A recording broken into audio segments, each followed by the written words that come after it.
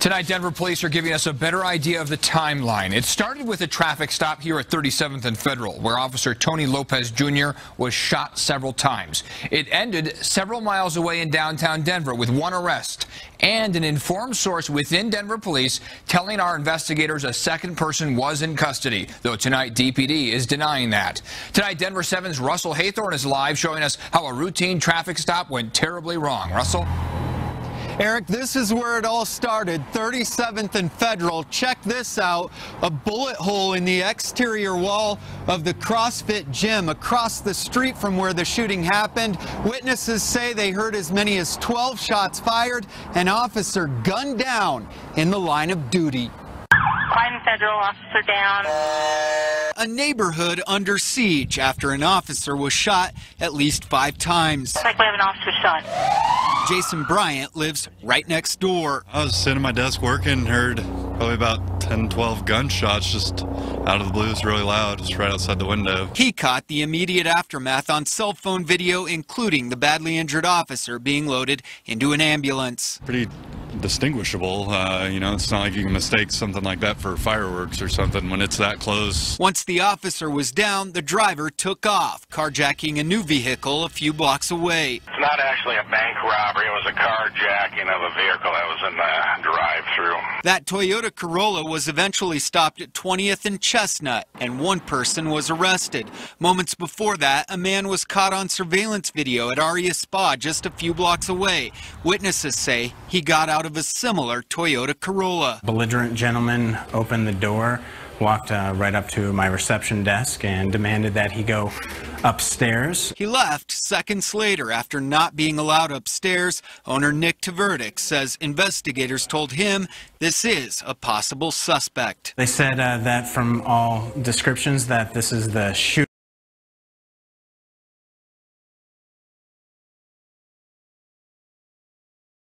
Armed bank robbery suspect shot and killed by police right in the middle of downtown Denver, and today we're learning much more about that man killed. Denver 7 reporter Lance Hernandez is on Bannock near 14th where that shooting happened, and Lance, a memorial is now set up there. And you can see this sign and these flowers on a light pole. This is in the area where police tried to arrest Dion Damon yesterday. I spoke with his wife a little bit earlier. She says they came over here so she could go over there and pay a parking ticket yesterday. Her husband and son remained in the car while she walked over. Then she turned around and came back to get her cell phone. That's when her son decided to go with her. They had just taken a few steps away from the car when police pulled up. Bullets could have struck off of poles. You know, what if I didn't go back for my son? A distraught Donna Aguirre says she shudders to think what would have happened had her son still been in the car when police tried to arrest her husband. There would have been more lives taken. Police allege that Dion Damon robbed this bank last month. They say he walked in and at gunpoint ordered everyone to the floor. Did your brother rob a bank? Whether my brother robbed a bank or not, I don't know.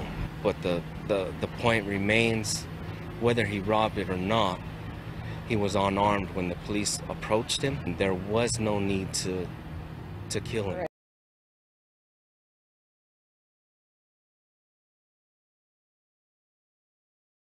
It is shocking and upsetting that this kind of violence happens in our city, but this cell phone video taken along the 16th Street Mall is proof. It is not good PR for Denver. Tens of thousands of people around the world, they've watched this disturbing attack. And now Denver police are telling us this man caught on camera attacking people with a pipe may be behind another downtown attack. And Denver 7's Lance Hernandez spoke to Denver's mayor today. And Lance, I think it's safe to say that we are all fed up with this. Very much so. And you know, the 16th Street Mall is one of Denver's biggest attractions. And if somebody gets hit on the head by a pipe wielder suspect and it's caught on camera, it's a black eye for the city. Now, yesterday, an individual was struck in the head by a pipe over there by that black railing. He went down to the ground and started convulsing. Let's be clear, marijuana is drawing people to the mall. And some of the people being lured to the mall by marijuana are unsavory types with issues that the rest of us have to put up with. Police believe Clarence Seeley, the man shown in this video assaulting people with a pipe, is homeless. They say he's from Indiana and had only been in Denver for 9 days. We actually suspect that he was involved in multiple incidents prior to this. Deputy Chief David Quinones says Seeley caused a disturbance at the jail as well and is now suspected in 4 other assaults 40 minutes prior to this one. Rebecca Smith witnessed the assault and describes what Seeley did afterward. He just was like, "Roar," and I was like, oh, wow. So I started to call the police. What did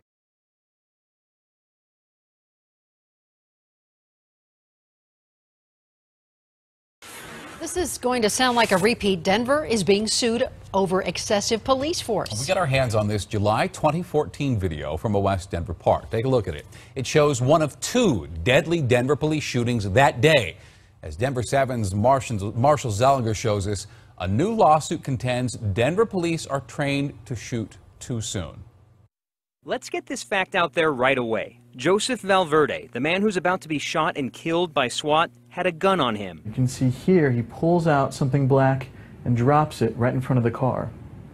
Puts his hands up, and that's when he gets shot. Raymond Bryant represents Valverde's mother in a lawsuit against Denver. We have this footage because Valverde was being watched by surveillance on July 2nd, 2014, as part of a Metro Gang Task Force operation. Police say he had $53,000 in a backpack to buy cocaine, but his dealer was an undercover officer who called in backup. You see a flashbang. The SWAT officers surround him, and that's when Valverde reaches for his waist. His manifest intent was to give himself up in this case. The officer didn't wait long enough to see that. Why shouldn't I think, yeah, the police did the right thing, he took a gun out? Because the gun wasn't used in a threatening manner. It's that simple. Denver police officers are allowed to use deadly force to defend themselves or others from what they reasonably believe to be the imminent use of deadly physical force. You don't see somebody raise a weapon or point it at anybody. The officer who shoots and kills Valverde is across the vehicle, Sergeant Justin Dodge. He told investigators he saw Valverde reach down a few times. On the 3rd or 4th pole, he saw a gun. As soon as I saw his wrist break and I saw that muzzle, because it looked like it was coming up to me, and that's when I shot him. Okay, and when you start shooting, why did you shoot? I shot because I saw the barrel, and I thought he was going to shoot me.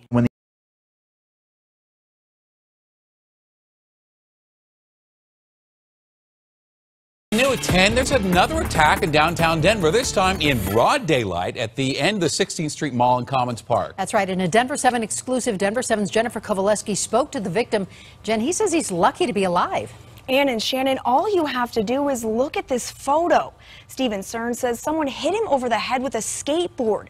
It sliced part of his ear off, causing serious injuries. Just one of the latest attacks on the 16th Street Mall. Why do you want people to know what happened to you? Because it happens.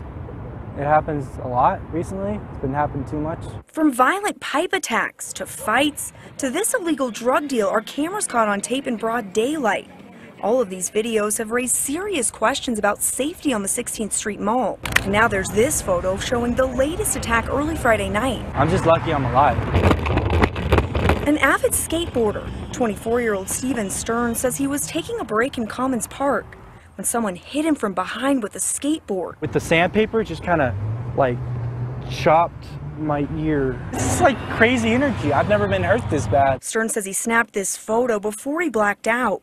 You can see part of his ear is missing, and he has a huge gash in his head. I don't really remember much other than like waking up in the hospital. Stern filed this report with Denver police from the hospital. He says the guy who hit him took off with his debit card and marijuana. Commons Park is so heavily regulated with police officers. I'm surprised there was no cop around at that moment. It makes me wonder how safe you ever are. Stern says he didn't get a good look at the guy who hit him, but he believes he may have been homeless and possibly on drugs. I'm Jennifer Kovaleski for Denver 7.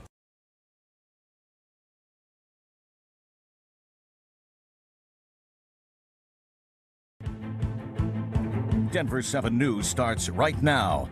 Shots fired, man down, man down. One of ours.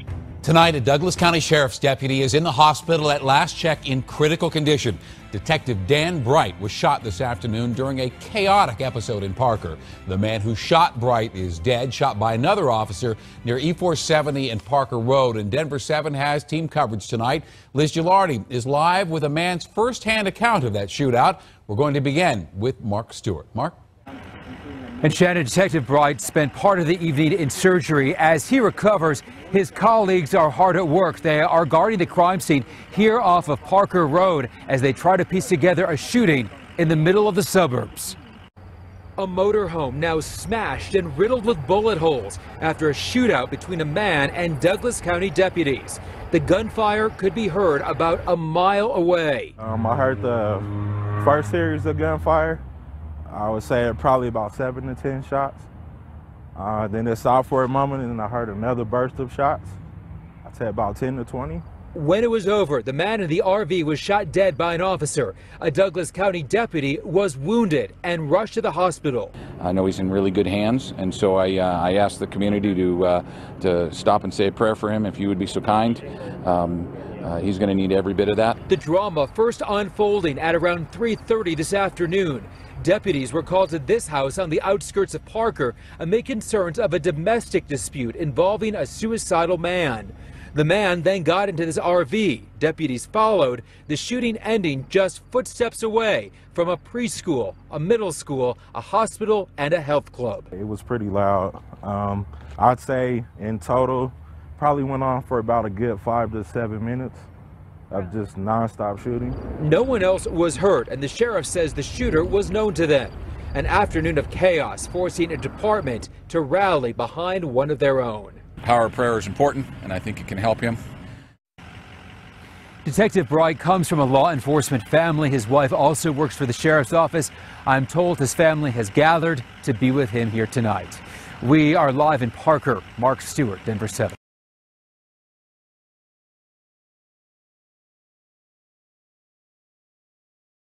A shooting in the middle of the day just off Denver's 16th Street Mall. One man is dead, another wounded. Liz Gilardi talked with witnesses and police after yet another violent incident downtown. They were right there. Witness video shows a bus stopped in the middle of the road, cops with guns drawn. Police say the suspects in a downtown shooting hopped on to try and get away. And then all of a sudden it pulled away from the bus stop and stopped in the middle of the street. 2 blocks away near the 16th Street Mall, a fight led to deadly gunfire. 2 people shot in the middle of the afternoon. Some businesses locked their doors. It's kind of shocking because I was afraid that the guy would run into our subway and we had customers locked on the inside with us. This video shows a man and woman in handcuffs. Witnesses watched police pull the man off the bus. Police still aren't sure what led up to the fight, but another incident at the mall has people frustrated and concerned about safety. We have to determine exactly what led up to this to better understand why it happened, why these individuals are down here. So I really don't want to speculate as to what may have been the cause or why this happened down in this particular area. Police working on the mall responded quickly, and Homeland Security officers at the court jumped in too. A shooting during one of the busiest times of the day, despite stepped up security in the area. I feel so thankful that no one around us actually got hurt or killed,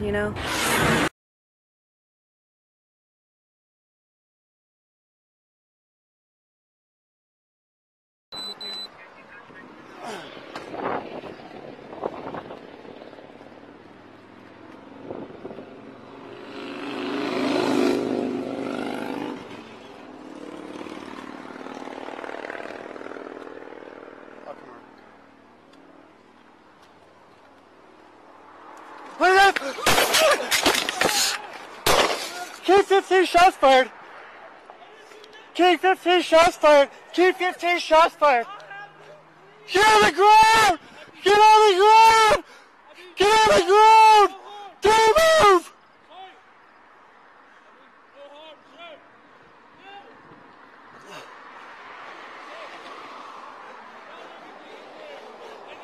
King 15.